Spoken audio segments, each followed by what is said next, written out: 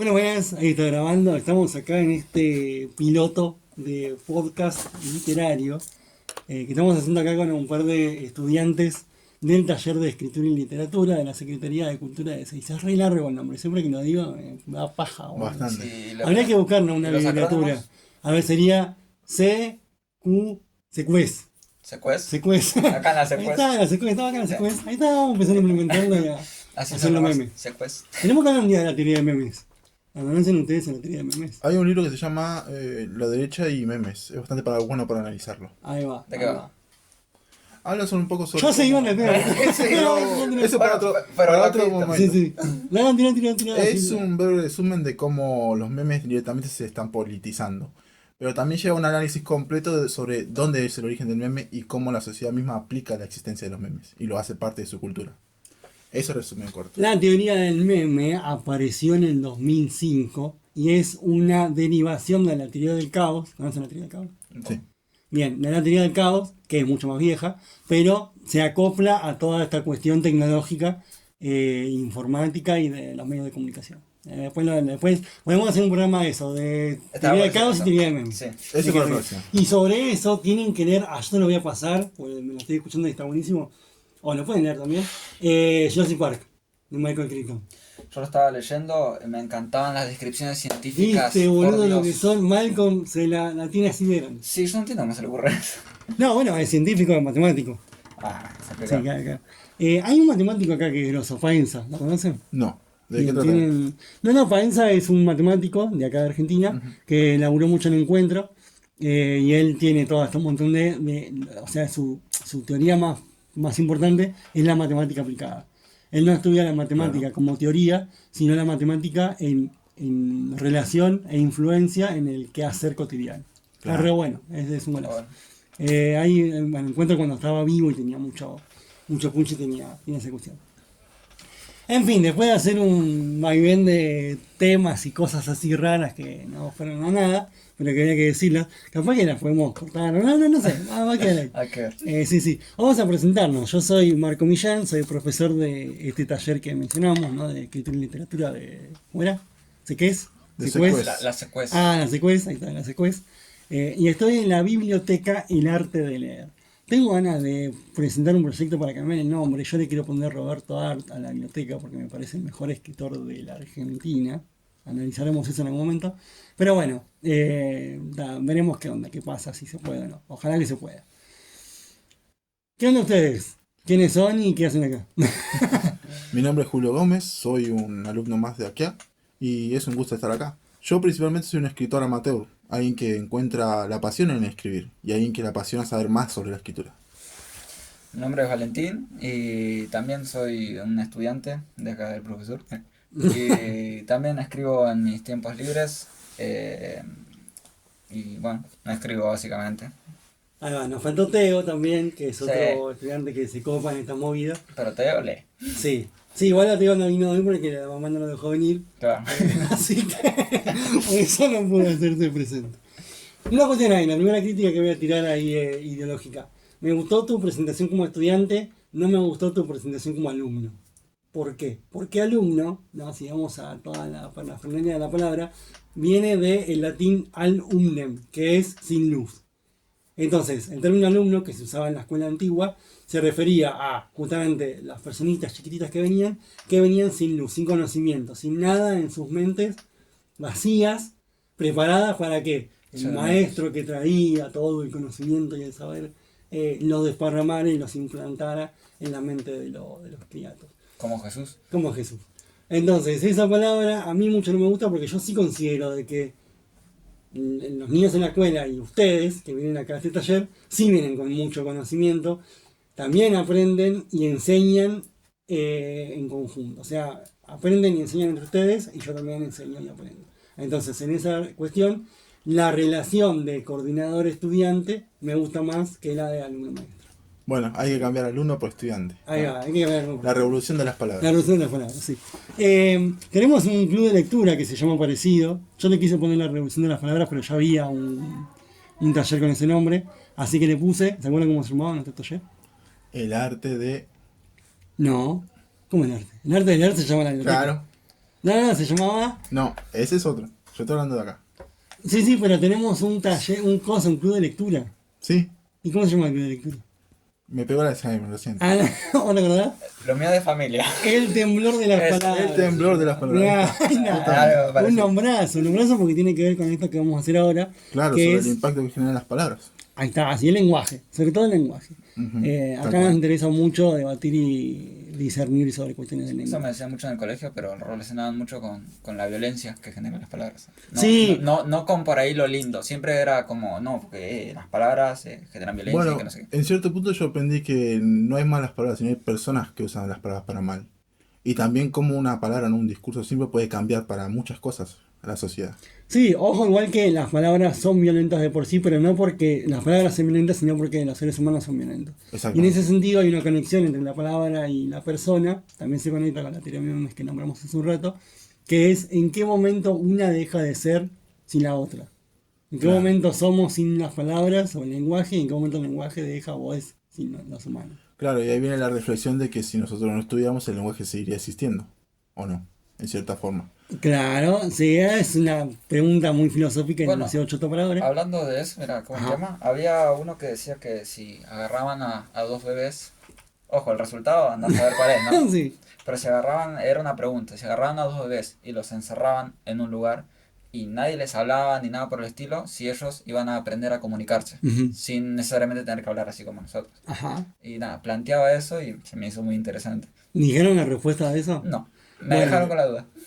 Yo llegué a investigar que un rey lo hizo en el pasado, en la Edad Media. Quería, en cierta forma era un rey bastante religioso y quería comprobar si la teoría verdadera de que Adán y Eva tenían un lenguaje específico que venía desde el Edén se generaba a partir de dos infantes que nunca hablaran con nadie, ni interactuaran con nadie. Y lo puso a prueba. Con dos infantes los puso en cierre y en cierta forma le puso ciertas restricciones a sus sirvientes para que no le hablaran ni interactuaran con ellos. Y tuvo un resultado bastante trágico que fue que ambos niños murieron de depresión. hay un par de cuestiones para mencionar. La primera, está reservado, si yo también lo leía ese informe, pero ese informe está obviamente enmarcado en cuestiones históricas. Las Ujú. cuestiones históricas son que están basadas en cierta creencia de que Adán y Eva fueron los primeros seres humanos. Claro, Y ahí hay un montón de discusiones porque según los escritos antiguos y prohibidos de la Biblia, eso lo tenemos acá en el libro este que Julio donó a la biblioteca, aparecen las antiguas o las esposas de Adán antes de que llegara Eva. A Eva se la canoniza dentro de la Biblia porque es la que, sí, es la que entra dentro del formato de mujer que la religión católica quiere para el mundo actual contemporáneo. Pero hubo otras mujeres antes que Eva que hacían la que querían y eso obviamente a la iglesia no le gustó. Hay una que es muy famosa que es Lilith, que literalmente se garchaba en lo que se encontraba, sea humano, animal, planta, lo que sea. Entonces Dios para castigarla la mandó al infierno. En el infierno se garchó todo lo que se encontró también y tuvo diablitos por todos lados.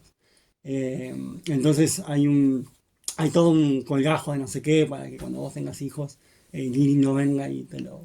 de hecho también hay otra interpretación, otra cultura que la interpreta como la diosa Ishtar, creo. Ah, es verdad, sí. Sí, bueno, igual Elita en los videojuegos también tiene un montón de participación. Después lo vamos Sí, a- pues el nombre me suena, Sí, pero sí, tiene tampoco que estar. sabía eso. ¿viste? Y la otra cuestión que iba a mencionar ahí, ¿no dije dos o dije una? Me olvidé yo. Dije una. Sí, no me acuerdo cuál era la otra. Pero bueno, no, sí.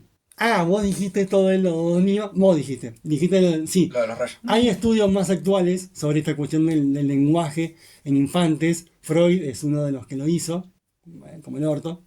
Y después también Vygotsky es otro de los bochines o sea, hizo la prueba de qué pasaría si un infante no se relaciona con el lenguaje, lo adquiere, cómo lo adquiere, genera uno propio o no, qué Claro. sé yo. Ahí hay un ensayo gigantesco sobre la cognitividad humana y el desarrollo, ¿no? ¿Y a qué Que llegó se la llama, conclusión? se llama Los Niños Lobo y tiene que ver con eso. O sea, no hay.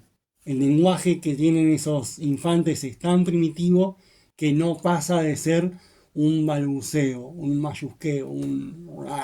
Pero Claro. ¿se entienden entre ellos?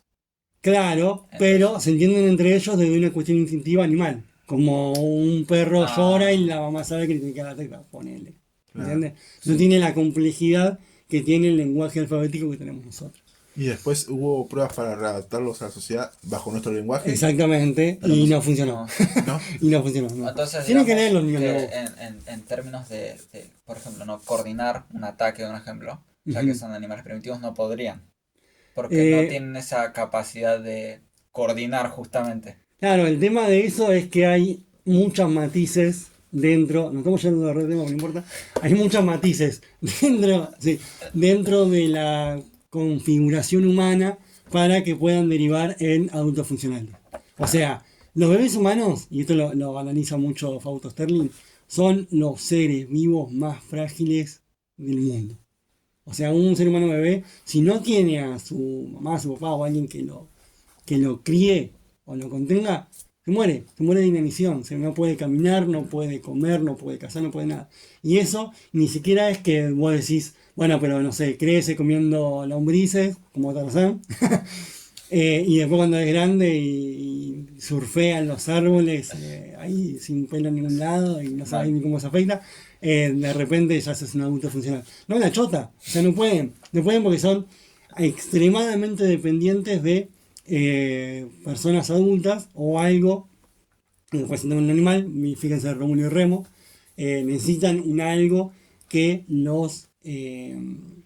que los empujen a desarrollarse, que le brinden alimento, protección, calor, Claro. estímulo, aprendizaje. A ver, para que un bebé pueda cazar cuando sea grande necesita aprender a caminar. Y no saben, no aprenden a caminar por sí solos. Nosotros cuando éramos chiquitos no es que nos parábamos y caminamos de repente, no, teníamos a alguien que nos agarraba, teníamos cosas de las que nos agarramos, había un entorno que estaba preparado para que podamos hacer eso, ¿se entiende? Entonces todo eso son cosas que quedaron, o mejor dicho, que empezaron a aparecer en nuestro crecimiento cuando nos volvimos Homo sapiens, Claro. que nuestros antepasados, Sí. ni siquiera diría antepasado, porque en realidad eso también está mal visto, o está mal enseñado en la escuela. Uno que en la escuela ustedes tienen la línea del tiempo del ser humano, Sí. y tenés al Australopithecus, al Neandertal, al Homo erectus, qué sé yo, y es como que van evolucionando. En realidad no era así. En realidad todos esos son diferentes razas de seres humanos, que en algún momento hubo una que, o sea, en el momento histórico en el que estaban habituados, pudieron sobrevivir sobre la otra en el medio. O las hacían pollo, o se garchaban entre sí y derivaban Sí, en otro nuevo. de hecho, y esa así, era así, así. la teoría con el coso, ¿no? Con el Homo sapiens. Ajá, Que al final algunos de las otras razas competidoras terminaron desapareciendo por la mezcla en sí entre sí. exactamente. O sea, en cierta forma, se los garcharon, pero con amor, no matándolos. Ahora, Sí, Hagamos el amor, pero el amor de cierta forma. claro. había uno también que decía que el Homo sapiens había sobrevivido porque era el único que podía socializar, digamos, estar en manada, colonia, no sé cómo quién es. En realidad era la única que podía sociabilizar bajo un sistema rígido y jerárquico. Los neandertales, que eran con los que compartíamos la historia, también lo podían hacer, pero era tan violento que, como dijo recién Julio, se hacían pollo entre ellos. O sea, el líder, si tenía ganas y mataba a un pibito y se lo quería comer, lo hacía. Y ahí tenía un cazador menos. El Homo sapiens podía hacerlo, pero pensaba, decía, no, si yo me lo cargo a este, para comérmelo y hacérmelo, pierdo para cazar al mamut que necesito, no sé, 15 guachincitos. ¿Entendés? Entonces, en esa, fíjense que es re capitalista, eso se reprodució hasta ahora. O sea, ahora la fuerza de trabajo del capital surge a través de eso, del tercermundismo y toda esta cuestión de tengamos más pibes para que los pibes trabajen. Está perfecto. Claro, y la Biblia, o mejor dicho, la religión también apunta en favorecer a esto de tengamos más manos para trabajar. Todo y medio capitalista, es una mierda. Está desde los genios, aparentemente. Sí, sí, sí. Sí, no, bueno, desde la genealogía de lo que sería el Homo sapiens. Eso entonces ser un comunista, sería ir en contra del ADN. Sí, en realidad no, porque el comunista lo que hace es pensar en esa fuerza de trabajo, pero compartida. El que está en contra del ADN es el. ¿Cómo era? Sí, no, social anarquista. Ahí está. El social anarquista es el que dice que no a todo. Directamente. Y ahí otro guachín que también discute mucho con esa cuestión de herencia, ¿no? De todas estas Claro. cuestiones instintivas es Nietzsche. Nietzsche tiene un montón de libros, La Galla Ciencia es uno, después hay otro que se llama Más allá del bien y el mal también, medio rompe con toda esta genealogía del Homo sapiens y plantea que en un momento también vamos a desaparecer como raza superior y va a venir un nuevo ser humano que se llama superhombre.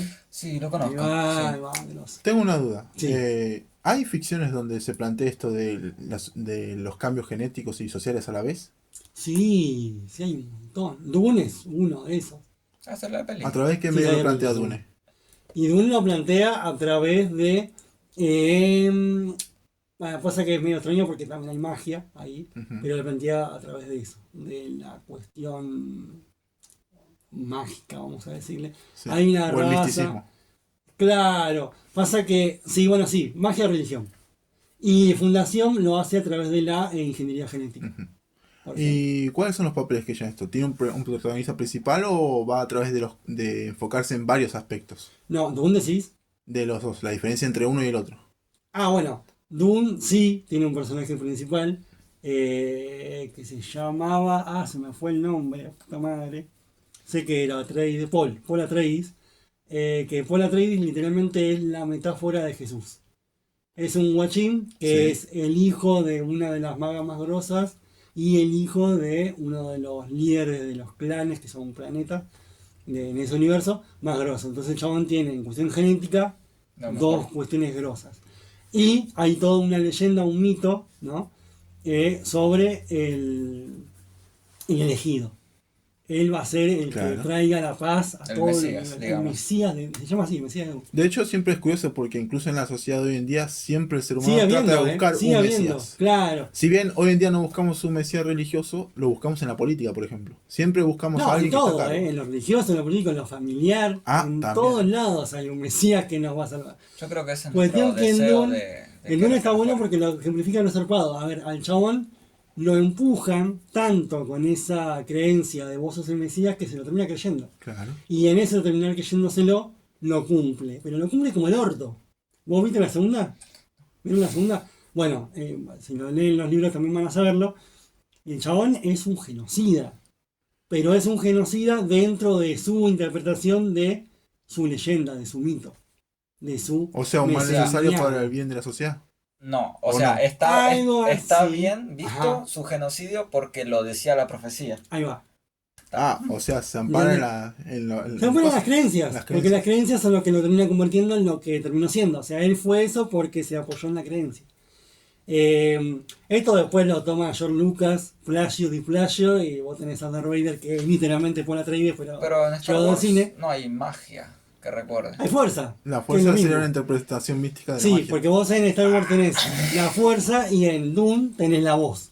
La voz es la fuerza De hecho, Star Wars. ¿Serio? de Sí. hecho, si vos lees los trabajos que ya no son canónicos, los primeros Sith eran brujos. Su forma de usar la fuerza era la magia.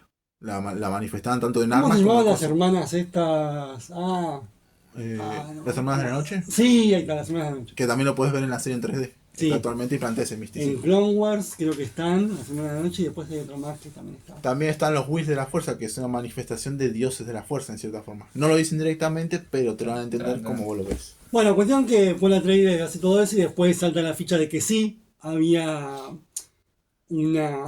sí había un Mesías de verdad, pero no era él. Él pensó que era el Mesías y después el nuevo Mesías fue el que vino a romper con el Mesías viejo que se creía que era. A ver, vuelvo con esto de George Lucas. Hizo lo mismo. Vos tenés a Darth Vader, que era el falso Mesías, y después viene Luke Skywalker y se lo carga y él termina siendo Jedi elegido. El que va a traer el equilibrio de la fuerza. Este George Lucas era un regarca, boludo. Creo que más que nada lo quería hacer para niños, para poder vender juguetes y todo eso. Pero Sí, bueno, bueno, sí, Bueno, fue bien. le salió bien, ¿no? Sí. sé Hablando para- de robar, dicen que James Cameron también se robó muchísimas ideas y No, tiene es un que todo montón de está, denuncias. sí, pero todo está basado en todo. A ver, eso está bueno porque está para discutir en esta cuestión de qué es original y qué no ahora. Murakami dice que lo único original es lo que realmente está trabajado en tu mente. Ponele que yo escribo un libro inspirado en Sherlock Holmes. Y es muy parecido, pero tiene cosas distintas. Si esas cosas distintas se dieran en mi cabeza, está bien, es original. Obviamente la originalidad va a depender de cuán distinto sea. pero siempre, siempre, siempre todo va a estar conectado a algo. ¿Por qué? Porque es finito lo que se puede contar. Es finito por dos cuestiones. Primero, porque somos, no, o sea, nuestra historia, la historia del ser humano es muy corta en lo que es la constelación del mundo metafísico. Y después de eso también tenemos limitaciones. El alfabeto es una limitación.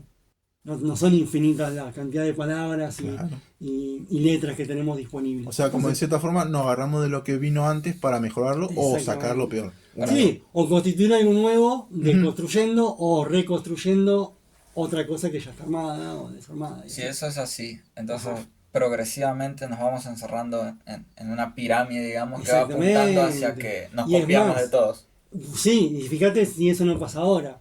Ahora, yendo a esta cuestión del cine, en la era del remake, es eso. Ahora no hay nada nuevo, ahora todo es o reciclo algo viejo o saco 75 películas de una sola cosa. Como Rápido y Terminator. Furioso, Terminator, Transformers. Hasta ¿Entendés? cierta forma, ¿no? Porque luego hay un paradigma que cambia eso, ¿o no? Culturalmente. Sí, pero todavía no está teniendo mucha fuerza. Ujú. Se supone que el que lo va a cambiar, o el que tiene la esperanza de que se cambie, es el cine de autor. Claro. Pero la cagada es que el cine de autor es tan específico y tan no comercial que dentro de un sistema capitalista no funciona. Ah, Entonces, por ejemplo, películas como La ballena, como Four Things, había otra más, coreana que no me acuerdo. Si bien esas películas rompen con todos los estereotipos y toda la misma fórmula de siempre, como son tan anticomerciales, no venden. no venden. Y no solamente no venden, sino que no se les da la posibilidad de entrar dentro del sistema. Pero queda el consuelo que en unos 20 años van a recibir el conocimiento que deberían tenerlo. Pero ya va a ser tarde. Eso no Yo sé. creo que sí, porque es verdad, la gente debe estar cansada. Todo remake o todo precuela.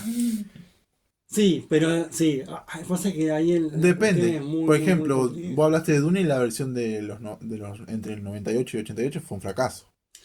En cierta forma. Sí, pero no fue un fracaso por la cuestión, o sea, fue un fracaso comercial, Ujú, pero no es exactamente. un fracaso artístico, esa es Artístico la no. diferencia. Claro, ahí está el tema.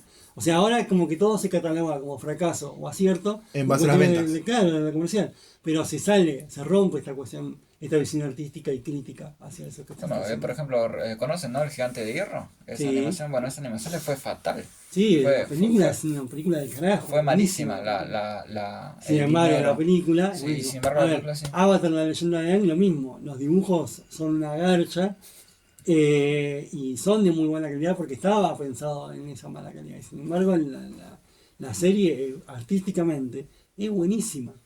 Y fíjense cómo a Korra le pasó todo lo contrario. Cuando hicieron la leyenda de Korra, dijeron: listo, ya tenemos esta fórmula que funciona, guita, guita, guita, hagamos lo mismo, y le fue como la otra. En Star Wars, con la nueva trilogía, lo mismo. Con los cazafantasmas ahora, lo mismo. Y así, vamos sumando y es una cagada. Bueno, en relación a todas estas mierdas, vamos a centrarnos en lo que se supone que íbamos a hablar. Mira, estamos hablando 23 minutos de cualquier cosa, menos de lo que dijimos que íbamos a hablar. Todo sirve, decían a mí. Todo así, sí. Bueno, pero es para edición. Bien, ¿cuál era el tema de hoy? Desarrollo de personaje. Bien, personaje. ¿Qué es un personaje?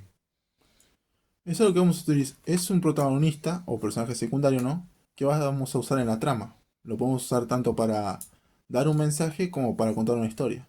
Siempre va a tener un pensamiento, o no, dependiendo del narrador también. Pero lo importante de un personaje a destacar es lo real que se siente. En mi caso yo pienso que es lo real que se siente porque no es lo mismo hacer un personaje simple que se le da todas las capacidades o ayudas de golpe que alguien quien sufre en su momento para alcanzar esa grandeza a la cual lleva la trama misma. Ujú. Para mí, un poco más simple, ¿no? Y humilde. Sí. Sí, a ver, igual, a ver, no. Vamos a dejar esto en claro. Cada uno de nosotros, y por eso está bueno que hagamos este tipo de grabaciones, tenemos formas de explicar o formas de conectar las cosas que queremos explicar de diferentes maneras. Y Las está ideas bueno. nos llevan al consenso, nos llevan a Sí, a pero igual está bueno porque son final. re variadas. Está Sí. bueno porque son variadas y eso es lo que. Es como si querés algo muy detallado, Julio, ¿no? Ah, sí. Sí, lo de Julio es muy técnico. Sí. Ahí está. Pero está buenísimo, Julio, me encanta. Obviamente. Para mí un personaje, depende que sea si es principal o secundario, es un medio para contar una historia. Ajá. Para mí es eso. Ah, está bueno porque o sea, es simple, pero al mismo tiempo es re profundo, porque todo eso, o sea, dentro de esa pequeña oración Sí. hay un montón, ¿eh? Bueno, para mí sería eso, o al menos así como lo veo, es un medio para contar una historia. Ahí va. Bien. En ese sentido, eso se conecta más con mi respuesta porque, como decíamos, la de Julio fue más técnica y se relaciona más con el resto de las preguntas que íbamos a hacer ahora. Mi pregunta de qué es un personaje trataba de ir a algo, a una explicación simple que fuera al punto, o sea, que nos dijera así, decime qué es un personaje y nada más. Después decime para qué funciona, para qué sirve, qué tipo de personaje, pero decime qué es un personaje. Yo creo, y por eso te digo que se relaciona más con lo tuyo, que el personaje, si vamos a la etimología de la palabra, persona, G. Persona habla de una persona y G habla de una risa malvada. Que G. No, buenísimo. Buenísimo, no. No, bueno. Novel No. de literatura. No, bueno, la G de personaje, no sé si sabían ustedes, se conecta con el término linaje. No. No sé si sabían, no sabían. Bueno, el linaje y la persona se conectan en el sentido de que el personaje es una persona, es un individuo, es un ser que se conecta con algo a partir de su historia.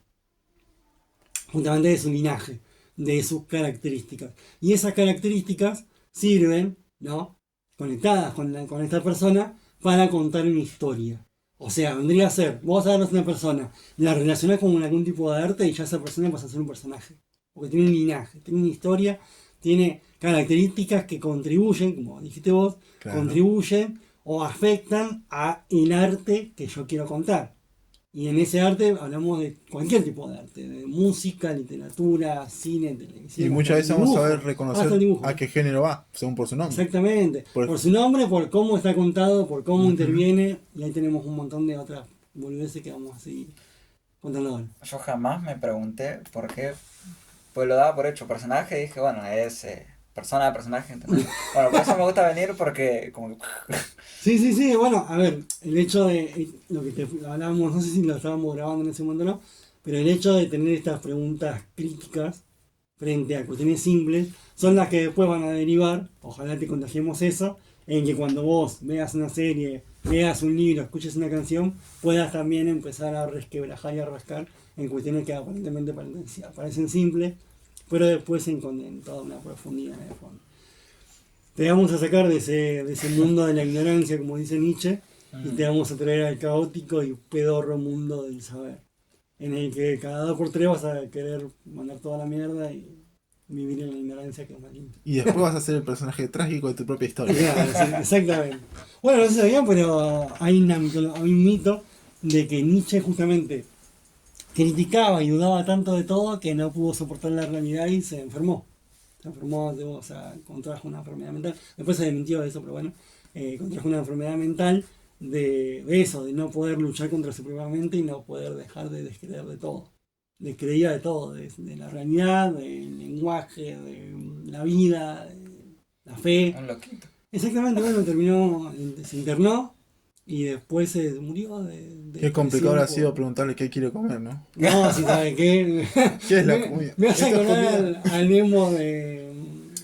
Ay, ¿cómo se llama el boludo este? De Nio Capusotto. No sé si lo vieron la demo. Ah, sí. No, tenés que verla, boludo. Es buenísimo.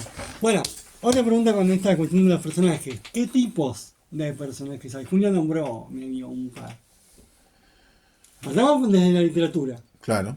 En la literatura, ¿qué tipo de personajes tenemos? Tenemos el villano, tenemos el protagonista, tenemos el coprotagonista. También tenemos el personaje terciario, que es uno que pasa por ahí nomás y chau. A ver, en realidad decimos villano y decimos, no sé, protagonista y coprotagonista, no, pero antes de eso está esta división de personaje principal, Claro. personaje secundario, personaje terciario. Ah, te fuiste a lo técnico, ahora. Claro. Me sacaste de lo técnico. fíjate Yo estaba por decir eso. Pero en realidad esa cuestión que decís vos está por debajo de. Ujú. O sea, vos tenés, si hacemos el dibujito, vos tenés el principal, el secundario y el terciario. Y de acá se divide protagonista, villano, de acá podemos poner compañero, familia, contexto, y acá bueno, en 3 podemos poner, no sé, sueños, paisaje. A veces el paisaje es un personaje. ¿Ustedes están de acuerdo con eso? La literatura clásica y hasta la moderna no, la clásica. La clásica Claro. dice que el paisaje es un elemento, solamente un elemento de la constitución narrativa. Pero la literatura contemporánea dice que no, dice que el paisaje muchas veces puede ser también un personaje. Sí, puede serlo. Yo pienso que el paisaje te puede contar cosas. Es como un... ¿Cómo se dice esto? Una metáfora, no. Se dice... Uy, no me acuerdo, no me sale la palabra. Bueno, vamos a ponerle metáfora, ¿no? Es algo, digamos, el paisaje para mí es algo que te cuenta, que te puede contar, por ahí cómo se siente el protagonista o otras cosas. Así que por ahí sí lo puedo ver como, no sé si un personaje, pero algo fundamental. Ujú. Yo creo que sí, puede ser tanto el protagonista como también puede ser el catalizador de los eventos. No siempre el catalizador de los eventos es algo secundario, sino el mismo paisaje puede ser el que cause algo que mueva que los que nosotros creemos que es el protagonista se mueva de ese marco. Por ejemplo, ¿no? Vamos a algo más fuera de la literatura. En Stalker, ¿no? Por ejemplo, en lo que es la historia misma, la zona está viva. Perjudica a las personas que entran dentro de ella. A los mismos ladrones y políticos que entran ahí, los perjudica de una forma porque la zona vive, es consciente de qué entra y qué sale de ahí, y provoca ciertos cambios como la aparición de fauna salvaje o los cambios científicos en lo que es las anomalías para que las personas dejen de entrar. Y si hay una población muy grande de transgresores en la zona, provoca una emisión, que es una gran carga de energía que termina matando a todo lo que esté afuera y no esté refugiado. En ese aspecto puedo dar también parte de que, bueno, sí, puede ser un protagonista, el paisaje. Banco. Ahí va. Julio, yo creo que sí.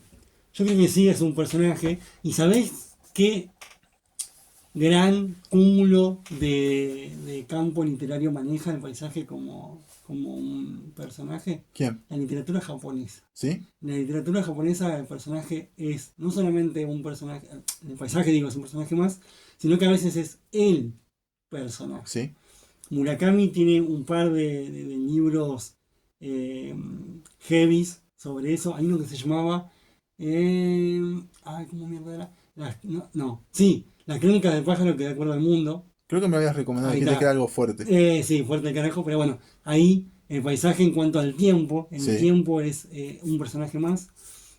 Hay otro escritor que se llama Miyazaki, que también tiene historias donde los paisajes Sí. son personajes porque a ver, entran en cuestión así medio en versión de fábula y tipo como si fueran humanizados o algo así. Para Miyazaki, el de Ghibli. No, Ah, no, porque este es clásico. No sé, casi. no con el nombre. Me acuerdo por los apellidos de la mayoría. Después hay uno que se llamaba Satoru, también tenía toda esta cuestión también clásico del paisaje como personaje. Pasa que bueno, después, todo esto estos dos que le nombré, principalmente Murakami después, pero todos dos, Murakami fue el único que lo conservó. Los dos previos que les dije eran de la era Meiji para atrás, o sea, antes de que Japón se modernizara. Claro. Entonces ahí todo de Japón era un páramo de paisaje en donde el clima, los terremotos, los tsunamis, todo influía tanto en la vida Claro. como en el arte, ¿no? Por eso se le daba tanta relevancia y tanta deidad al paisaje, al cambiante, porque cambia mucho. Después con la modernización y eso un poco se perdió porque ya todo medio se industrializó y ya dejó de tener tanta fuerza. Pero Murakami Claro. lo trajo de vuelta con esta cuestión también, no sé si diría, yo le diría neocomunista, porque lo que plantea también no es un bombardeo al capitalismo como tal, ¿Al sino, consumismo? ahí va, al consumismo japonés. ¿O encima materialismo? ahí va, el materialismo japonés, que es dentro del consumismo y dentro del capitalismo, Claro. el extremo. Ah. El extremo mal. O No sea, se sabe la ustedes- felicidad parte de tener cosas. Claro, zarpado, pero en Japón es así. En Sí. Japón, no sé si saben ustedes, pero vos, literalmente en cada cuadra tenés una garita de bebidas. Creo que eso lo había notado yo también cuando leí Tony Takitani. Que Ahí la va, esposa de ¿viste? Tony Sí, era sí. re materialista. Sí, Ella sí. encontraba felicidad a través de comprar vestidos. ¿Y qué pasó después? ¿Y qué pasó? Le chocó. Bueno, Spoiler. quien esté escuchando eso, léalo un momento. Sí, sí, Es sí. tremenda literatura. Está para bajar gratis, hay un PDF en internet, así que búsquenlo ahí. Ya la mierda. Acá anoté también. Bueno, nombramos, ¿no? Primero, segundo, tercero. ¿Cuántos tipos de personajes creen que hay? O sea, dijimos personaje principal, secundario, Sí. terciario. ¿Cuántos de esos creen que hay? Se me es difícil decirlo porque en mi caso cuando escribo, que venga el que venga y si queda bien, bien. No es que borre personajes, pero me enfoco mucho en desarrollarlos, ¿no? Ujú. Y muchas veces me cuesta tener que matar a un personaje cuando escribo algo. Aunque muchas veces cuando no me cuesta eso, le doy la vuelta y le doy otro rol secundario por lo paralelo. Así que no sabría decir si hay un límite de personajes, desde mi punto de vista, Ahí obviamente. va. Moldy. Yo pienso que hay 4. No sé. Mira. Para Ok. un segundo, por ahí me estoy equivocando, no entendí la Ajá. pregunta. Porque para mí está el principal, el secundario, ya sea que haya 1000 secundarios o haya Ujú. 2. Bien, ahí 1000 está bueno lo que secundarios. decís. Por ahí algún que otro terciario que por ahí de otra cosa. Y el antagonista o fuerza antagónica. Ahí va. Así que, hasta donde yo sé, 4. Bien. En cuestiones técnicas, ya se invirtió. Vos fuiste más a lo técnico y Julio fue más a lo intuitivo del escribir. O sea, escribo y no Claro. pienso que te sea secundario. Entonces, Apliqué el 1. aplícate en una ahorita. Vos, sin embargo, ahí Oh, fuiste sí, más a. lo Pero está bien pensé porque por eso. claro, lo dividiste y lo categorizaste bien encima. Así que me copó eso. ¿Cómo se caracterizan la constitución de los personajes? ¿En qué aspecto? Estamos hablando ahora en la cuestión literaria. Ujú. Para pensar en eso, Sí. tenemos que pensar primero en los grandes cuerpos de la literatura.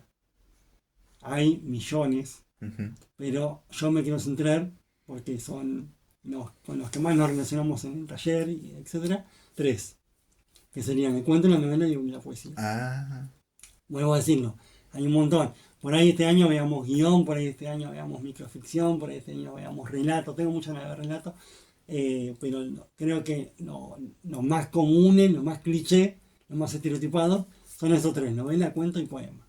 ¿Cómo se constituyen los personajes en cada uno de esos? bueno, en mi caso, en la novela, yo que trabajo bastante con la novela, me enfoco mucho a partir del narrador. Uso mucho el narrador omnisciente, Ujú. que él me dice qué es lo que siente el personaje y qué es lo que piensa en un momento cuando no está escrito en los guiones. También lo hago, trato de demostrar mucho cómo es el personaje a través de sus acciones y el entorno en el que está, a través del narrador. Ese es mi caso en la novela.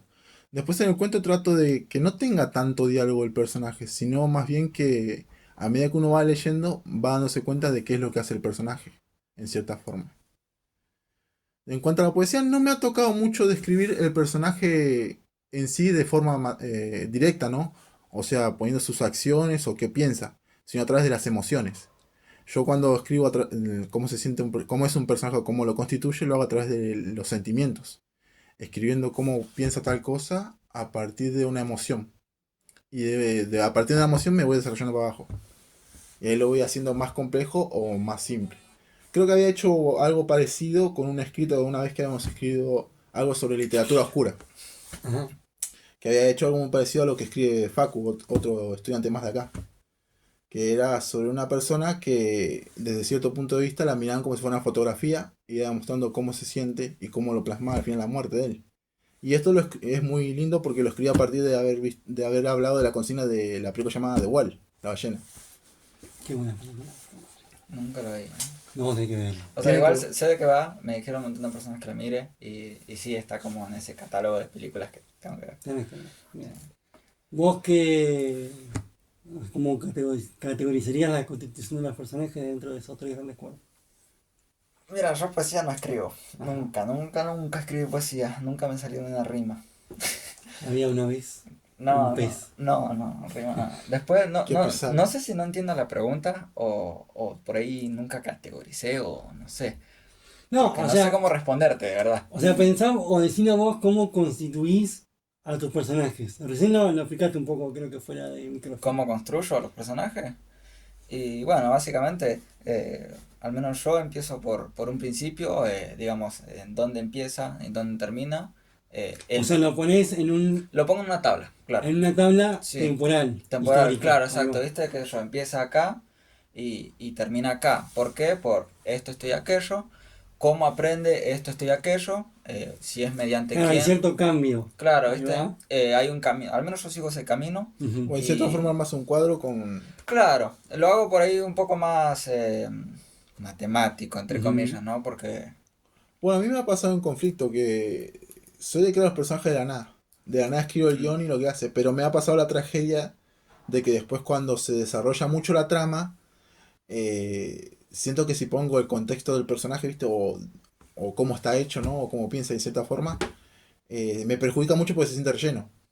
Entonces aprendí a no hacerlo de golpe, ese cuadro, sino después de haber introducido el personaje en varios párrafos.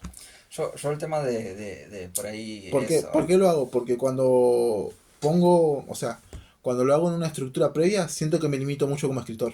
Como que me marco un ritmo o una celda en donde partir, ¿no? Y quedarme ahí. Y eso a mí me pone muy inconforme. Bueno, mira, somos al revés. A mí eso me da como una estructura, una base sólida de decir, bueno, eh, qué sé yo. Yo, mira, para escribir esta historia que yo escribí, la dividí en 3 bloques, A, B y C. Ujú. Y ponía, en el bloque A tiene que pasar esto y aquello. En el bloque B tiene que pasar esto y aquello para que el bloque C funcione. Entonces, ¿viste? Me iba fijando. Y tenía como una especie de lista, que no la seguía porque estaba todo mental, pero es para explicar, ¿no? Tiene una lista, entonces yo decía en bloque A, pasa todo esto y aquello, entonces listo. Ya terminé esta parte, puedo seguir con el bloque B y así hasta la que la terminé. Ujú. Y así también con los personajes. Los tengo hechos de una forma, por qué, explicada. Y por ahí para que no se sienta así como relleno decís vos, me imagino siempre yo en qué contexto contaría algo así. Y por lo general es que yo con un amigo o en un momento raro o cosas así. Bueno, en el inicio, cuando estoy armando un personaje, uso la regla de tres. Tres características que lo definan en su actitud.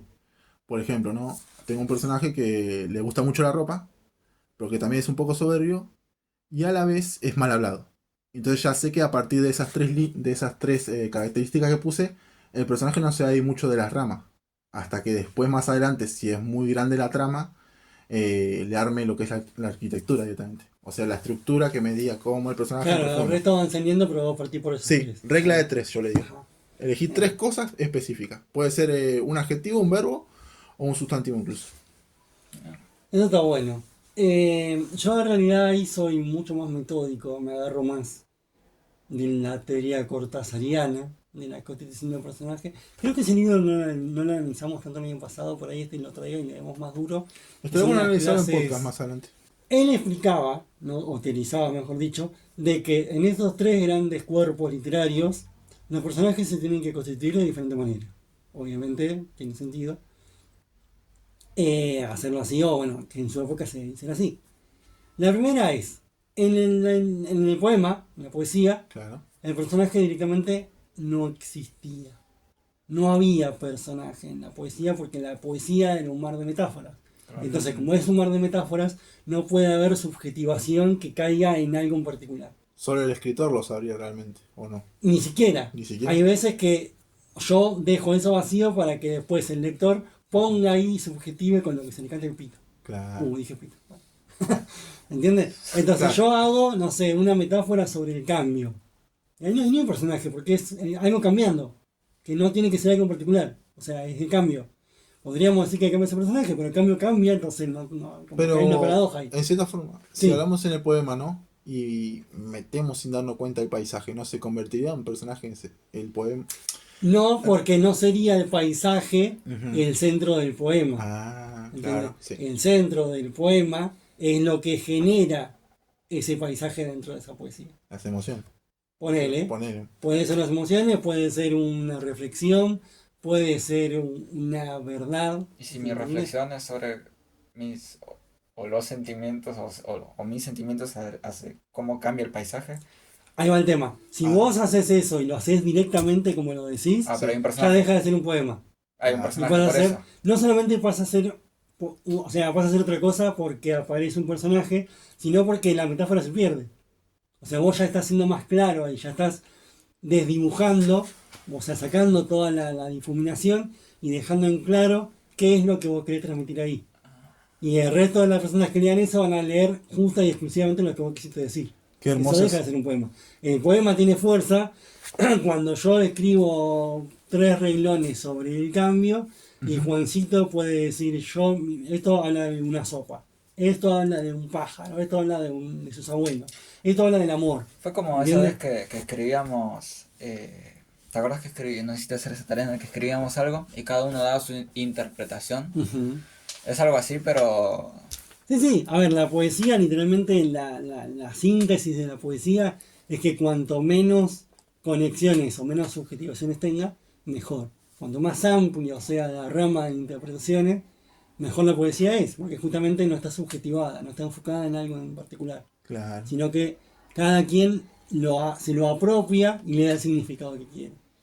¿Entiendes? Ah, sí. O sea, cada uno de nosotros le damos su importancia. Ajá, su relevancia, su interpretación, Ujú. lo que sea. Pero es eso, o sea, Y ninguna de esas va a mejor estar equivocadas, ¿no? ninguna va a estar equivocada. Eso es lo Sí. importante. Sí, a mí me gusta transportar también eso al cuento, pero es más difícil porque en el cuento tenés otras estructuras que medio limitan toda la Ujú. amplitud de metáfora que puedes hacer en la poesía. Pero bueno, ojo igual que Cortázar se refería a este tipo de poesía Sí. dentro de lo que es la poesía moderna, que sí va a raíz de esto. Ahora la poesía contemporánea, que es más participativa, sí tiene un poco más de lineamiento en cuanto a lo que yo quiero decir.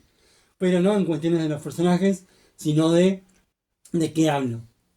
Y ahí aparecen dentro de la poesía los Sí. diferentes subgéneros. Poesía feminista, poesía ideológica, poesía religiosa, poesía familiar, poesía... ¿Y eso lo puedo definir yo como el poeta o lo define directamente el lector? No, lo definís vos, pero también lo definís en alianza con el escritor. Y tu calidad como escritor va a depender de que el carácter que vos le des a ese poema Claro. también lo encuentre el escritor. O sea, vos escribís un poema de amor y se lo das a Valentín, y si Valentín dice sigue todo de amor, funcionó. Y lo que vos hiciste está bien. Vos decís todo de amor y Valentín le dice, me cagué de risa, entonces hay algo que no, que no cuadra. Qué hermoso es ser ahí. poeta, pero qué trágico es aprender a escribirlo. Es una mierda, sí. Yo no pude, lo intenté y no me salió. Así que no perdí. Entonces, cuento. En el cuento, Sí. la caracterización del personaje es. O sea, está, pero al mismo tiempo depende de cuánta relevancia le queramos dar. Hay personajes en los cuentos, Sí. pero los personajes no tienen que estar descritos como tal, no tienen que aparecer como tal. El personaje va a estar ahí, pero va a estar muchas veces, o no, disfrazado en otra cosa. por ejemplo, Y lo que yo tengo que ver a través de ese personaje es el hecho que el cuento me quiere contar. Te doy un ejemplo. Vieron que yo les conté que hay personajes a veces que aparecen en cuentos que ni el nombre tienen. Sí. Es algo o una persona X que le pasa algo. Entonces yo a ese personaje lo uso como medio. Es alguien sintiente que le pasa algo y eso que pasa es lo que le da sentido al cuento. Pero después no me interesa si es el nombre del chabón, si es alto, si es varón, si es mujer, si es lo que sea. Ah, ¿Entiendes? hay una pregunta que quiero hacer, ¿no? Ajá. ¿Cómo me doy cuenta si es cuento o relato? ¿Con qué cosa? ¿Con qué características me doy cuenta que ahí ya no? En el relato, creo que Ujú. eso lo habíamos visto, no me acuerdo. Pero bueno, en el relato, eso que le pasa al personaje o lo que pasa Sí. en ese escrito, tiene que coincidir con el mundo real. Ah. En alguna cuestión temporal. Puede ser algo que pasó, algo que esté pasando o algo que puede pasar. Pero tiene que haber una coincidencia entre el hecho Sí. y el mundo real. Ahora en el cuento, eso no hace falta. En el cuento, vos podés hablar de forma real, nos estamos acá y de repente tocamos los tres la bombilla y nos teletransportamos. Eso no coincide con nuestro mundo real. Sin embargo, en el cuento puede pasar. Y ahí es cuando un relato se transforma en cuento. Ahí va, exactamente. Ah, Cuando claro. aparece la ficción metida dentro del entramado de la... ¿Y hay grandes diferencias sobre el protagonista en cuento y relato? Y sí, depende. O sea, volvamos a esto. Ahí Sí. depende de cómo vos categorices o sea, a la profundidad que le quieras dar al personaje. Si Claro. lo querés Ahí venía mi que duda. aparezca y nada más, o que aparezca y tenga. Si vos querés, ponele, ¿no? Vos querés que el tocar la bombilla y teletransportarnos tenga un poco más de sentido, Sí. o tenga una explicación, podés decir que vos, Valentín y yo pensábamos que vos eras mago, ponele. Entonces esa característica que es ficticia dentro de nuestra interpretación de vos en la historia, siendo mago, y no sé, mago, Junio, le daría más peso a esta boludez de tocar acá y teletransportarnos. curioso ¿Entiendes? de magos. Los mates tienen algo especial. Claro, sí, sí. Por lo menos son diuréticos, que es lo que importa. No Sí. subían ni la mano. Bien, ¿se entendió ahí? Sí. Bueno, ahora la novela. La novela es la más compleja en cuestiones de constitución de personaje, porque cuanto más haya del personaje, mejor. Claro. Es la más compleja en ese sentido. Necesita todo el personaje. Necesita que dentro de ese escrito esté descrito de pies a cabeza.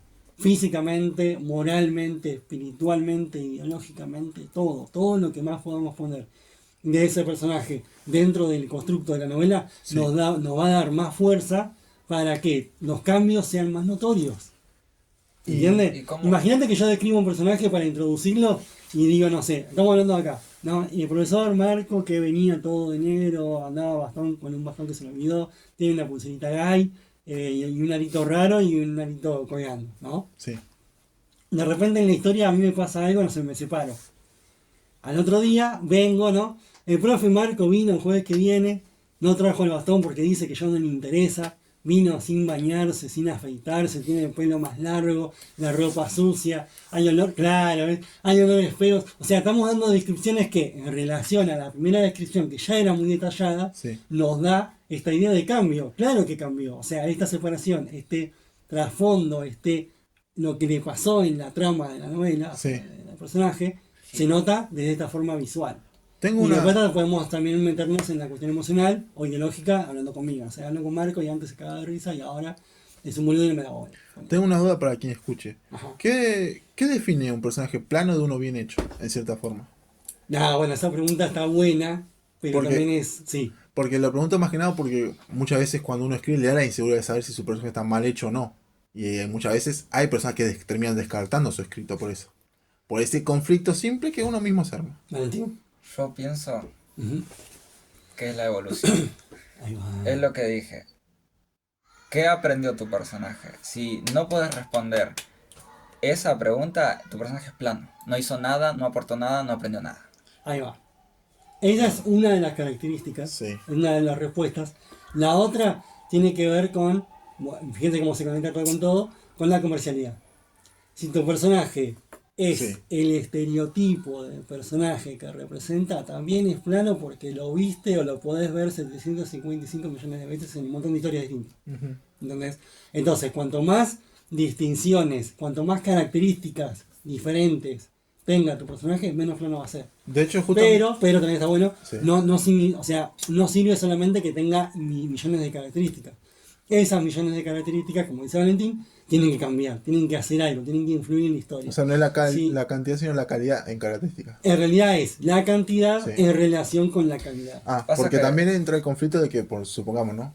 A un personaje le ponemos tantas características, tantos beneficios que al final termina aburriendo. El bueno del correo. Ahí tenemos una Es que si tiene, eso es lo que voy, si tiene todo a favor y es perfecto, ¿entendés? No, es aburrido. y Mirá es Rey plano. Skywalker. Sí, de Star hecho- Wars. Claro, ¿ves? Que lo tiene todo, ¿entendés? Lo tiene Le todo, tira un entonces pedo y vos... le sale electricidad de la fuerza. Sí, ¿no? pero entonces vos no, entonces igual estaría mal al revés, si tiene demasiadas carencias, ¿entendés? Vos vas a decir, este es un pelotudo, ¿entendés? O sea, un personaje que se quede No en el mismo lugar. necesariamente. En realidad, si tiene muchas carencias, funciona dependiendo de qué pasen con esas carencias. Pero algo bueno tiene que tener. No necesariamente. ¿Vos decís que Yo no? conozco dos personajes que tienen todo en contra y son de los mejores personajes que conozco. Uno es, se me fue el nombre, la concha de la lona, porque en realidad su nombre son números, que es el personaje principal de Ciudadano de la Galaxia, el libro este que estoy leyendo con Ari para diseñar, bueno, te lo muestro. Sí. te voy a pasar el Es libro. un personaje del orto, porque es un pibito esclavo, que Pero lo tiene- venden y qué sé yo. Pero algo No tiene bueno nada, tiene, no, nada. digo, una virtud, Nada, algo que nada. sea generoso, No. nada, pero No, la entonces pasa- es un forro y... En realidad la pasa mal y ese pasarla mal hace de que toda su relación con el mundo sea mala.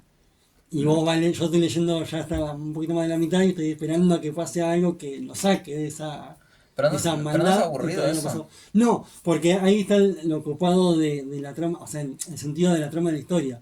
Que todo eso malo, todo eso a priori plano de ese personaje, también tiene consecuencias en el entorno. ¿Entiendes? ¿En qué sentido? En el sentido de que ese personaje, con todas esas carencias y esas cosas malas y demás, sí hace cosas buenas en el grande de la trama. O sea, pasa algo, hay, Sí. hay una historia, hay Sí. una historia que se cuenta, que tiene que ver con la esclavitud en la galaxia. Es como la esclavitud acá, pero acá se divide en países, Allá es allá macro, se divide en países, mega macro. en mundos, en planetas. Sí. Entonces, su incidencia, su relación como esclavo y en su crecimiento a lo largo de los años, influyen en cómo se ve la condición humana, cómo se ve la ética y la moral, cómo se ve el paso del tiempo. O sea, a través de su cuestiones condición ve distintas ideológicas. perspectivas. Claro, es un libro gigantescamente ético y filosófico. Pero el personaje, en la cuestión humana, es simple. El tema es que en esa simpleza hay un montón de reflexiones éticas y filosóficas que son las que le dan motor a la trama de la historia y que hacen lo que la hacen interesante para leer. Bueno, ahí tengo un punto. Ajá. ¿No pensás que funciona únicamente, o no digo únicamente, pero con historias muy, muy particulares? Ni hablar, ¿no? ni hablar, sí, obvio. Porque, Hay que por tener ejemplo, muchísimo cuidado porque la mayoría de las historias que se manejan con ese tipo de personajes no funcionan una mierda. bueno, Una mierda, pero mal, ¿eh? Es más, justamente si no la galaxia, la crítica la hizo mierda. La hizo mierda. La crítica comercial. sí. Vamos a esto. Dentro de la crítica comercial está puesta dentro de las peores historias de la ciencia ficción. Ahora, la crítica especializada, la crítica más burguesa, más finón y más conectada con la cuestión artística de la literatura, es un clásico del carajo. Pero justamente es un clásico del carajo porque es una novela que dentro de la ciencia ficción y Sí. dentro de lo simple, entre comillas, explora un montón de cosas que, por ejemplo, Doom también lo hace, Sí. pero fíjate Doom la cantidad de lore que tiene. Sí, de hecho, ¿Entendés? tiene lore incluso abriendo las páginas así simple. Claro, o sea, dentro, o sea, ahí es como que sí, obviamente va a funcionar porque tenés un lore gigantesco y ese lore gigantesco te permite jugar con todas esas exploraciones éticas y filosóficas. Ahora en este, que no tenés nada, no debería ser posible, sin embargo, es posible. Entonces por eso es que es un clásico de carajo. Claro. ¿Entiendes? Sí. Bueno, se nos repasó la hora. No sé si vamos a llegar a hablar de eso, yo lo quiero dejar ahí como. Pues ya es tarde. Lo quiero dejar como Parte 1. principio, sí. Parte 1 y principio de lo que vamos a hablar después. Aparte también, está bueno, no, igual mejor que se hizo así, porque me gustaría que teteo para toda esta parte. Me La parece verdad bien. que sí. El conocimiento de texto siempre sirve. Sí, que tiene que ver con los formatos artísticos en donde se constituyen los personajes. Entonces sí, esa estaría bueno dejarla para Teo. Exactamente. Viene Teo y ahí hablamos de todos, hablamos de literatura recién ahora. Claro. Tenemos que ver, que también tenemos experiencia todos acá, el resto de cuestiones artísticas donde el personaje, los videojuegos, las series, los cómics, los mangas, los animes, música, pintura. ¿Hay personajes en la música? Sí, Bien, me agrada esa parte. bastante. Como, a ver, A mí, por ejemplo, desarrolla. A mí- Eso, personaje. A ver, recién vimos todo lo que es un personaje. ¿Vos Por creés que hay ejemplo- personajes en las canciones? Sí. Pará, entonces sí, porque Ajá. cuentan historias, tragedias. Y en las canciones, ¿cómo se dice? Instrumentales. ¿De música clásica? Sí, a Oh, ver, espera. hay música instrumental que no es clásica, pero bueno, para dar un ejemplo así. A ver, para mí lo instrumental no cuentan una historia, pero para mí cuentan sentimientos, no sé cómo explicarlo. Para mí sí, ¿sabes por qué? Porque en realidad hacen que nos contemos una historia que conocemos. O sea, es como que la música instrumental En todo se caso, conectan con nuestros recuerdos y nos hacen revivir situaciones y emociones que se conectan con algo que nos pasó. ¿Entiendes? Sí. En ese caso, el personaje seríamos nosotros. bueno, está bueno, sí. Es cine, sí. Me atrapaste. Claro. Bien, bueno, dejamos eso para después cuando venga el guachinteo. Espero que le hayan pasado piola, que nos escuchen. ¿Qué hago con compartan este sus video redes. erótico? Arre.